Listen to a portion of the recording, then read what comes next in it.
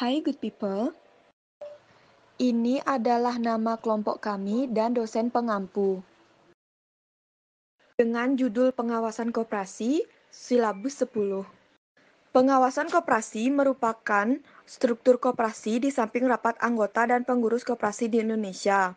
Tercantum dalam pasal 21 UU nomor 25 tahun 1992 dan pasal 38 sampai 39 nomor 25 tahun 1992. Pasal 38 ayat 1 menyatakan bahwa pengawas dipilih dari dan oleh anggota koperasi dalam rapat anggota. Ayat 2 menyatakan pengawas bertanggung jawab kepada rapat anggota. Pada pasal 39 secara umum, pengawas koperasi bertugas mengawasi manajemen koperasi dan membuat laporan tahunan. Tugas pengawas koperasi yaitu melakukan pengawasan terhadap pelaksanaan kewajiban dan pengelolaan koperasi. Wewenang pengawasan koperasi yaitu meneliti catatan yang ada dalam koperasi. Sendi-sendi dasar koperasi. Prinsip Rochdale ternyata banyak dijadikan pedoman bagi seluruh koperasi di seluruh dunia. Biasanya mereka menyesuaikan keadaan koperasi dengan budaya mereka.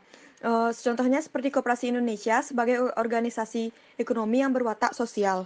Sendi-sendi dasar koperasi ditentukan dalam pasal 6 bagian 4 UU nomor 12 tahun 1967. Tipe pengawasan dari metode penelitian. Yang pertama yaitu pengawasan pendahuluan. Pengawasan pendahuluan meliputi pengawasan pendahuluan SDM, pengawasan pendahuluan bahan-bahan, pengawasan pendahuluan modal, dan pengawasan pendahuluan sumber daya finansial. Pengawasan pada waktu kerja berlangsung, current control, terutama terdiri dari tindakan-tindakan para supervisor yang mengarahkan pekerjaan para bawahan mereka. Pengawasan pada waktu kerja berlangsung, direction, berhubungan dengan tindakan-tindakan para manajer sewaktu mereka berupaya untuk, yang pertama, mengajarkan para bawahan mereka bagaimana cara penerapan metode serta prosedur yang tepat, yang kedua, mengawasi pekerjaan mereka agar pekerjaan dilaksanakan sebagaimana mestinya. Pengawasan, feedback atau umpan balik. Metode ini biasanya digunakan sebagai landasan untuk mengkoreksi tindakan di masa mendatang. Adapun sejumlah metode feedback yang banyak dilakukan, yang pertama, analisis laporan keuangan, yang kedua, analisis biaya standar, yang ketiga, pengawasan kualitas, dan yang terakhir, evaluasi hasil pekerjaan. Metode pengawasan secara garis besar dibagi menjadi dua, yaitu metode pengawasan kualitatif dilakukan oleh manajer untuk menjaga performa organisasi secara keseluruhan.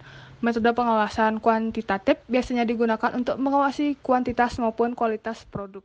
Pengawasan yang dilakukan oleh orang atau badan yang ada di dalam lingkungan unit organisasi yang bersangkutan. Pengawasan ekstern adalah pengawasan yang berada di luar unit organisasi yang diawasi kekuasaan manapun. Pengawasan preventif dan represif. Pengawasan preventif dilakukan pemerintah dengan maksud untuk menghindari adanya penyimpangan pelaksanaan keuangan negara. Pengawasan represif biasanya dilakukan pada akhir tahun anggaran, di mana anggaran yang telah ditentukan kemudian disampaikan laporannya. Pengawasan aktif dan pasif.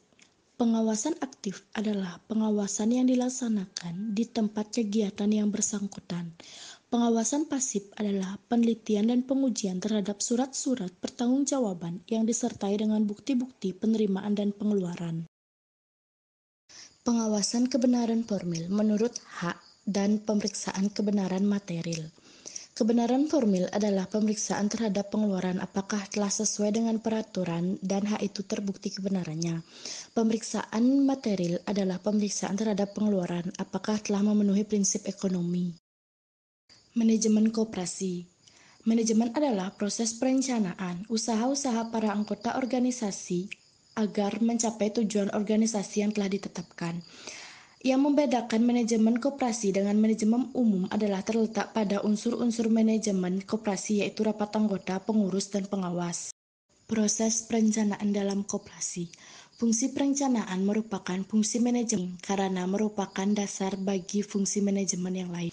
Tipe rencana yang dapat diambil dalam koperasi dapat bermacam-macam tergantung pada jangka waktu, jenjang, atau tingkatan manajemen.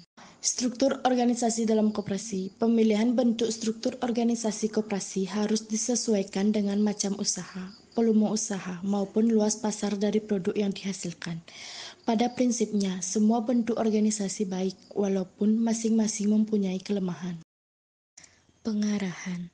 Pengarahan merupakan fungsi manajemen yang sangat penting, supaya kepentingan yang berbeda-beda tersebut tidak saling bertabrakan satu sama lain, maka pimpinan perusahaan harus dapat mengarahkannya untuk mencapai tujuan perusahaan.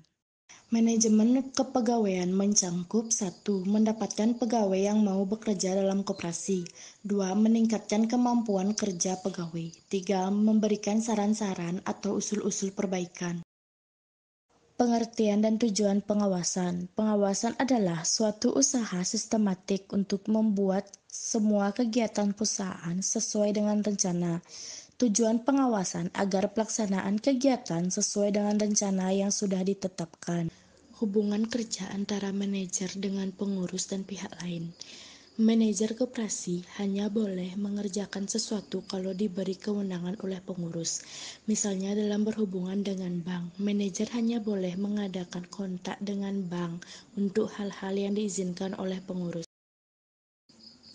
Administrasi koperasi.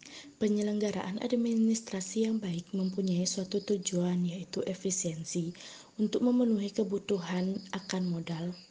Koperasi memiliki beberapa sumber modal dari anggota berupa simpanan pokok, simpanan wajib, dan simpanan sukarela. Auditing koperasi. Koperasi harus menjalani pemeriksaan secara periodik. Pemeriksaan dapat dilakukan oleh pihak intern koperasi, yaitu oleh pengawas yang bertugas untuk memeriksa jalannya koperasi, baik dari aspek organisasi, manajemen, maupun keuangan. Thanks for watching our video. Bye good people!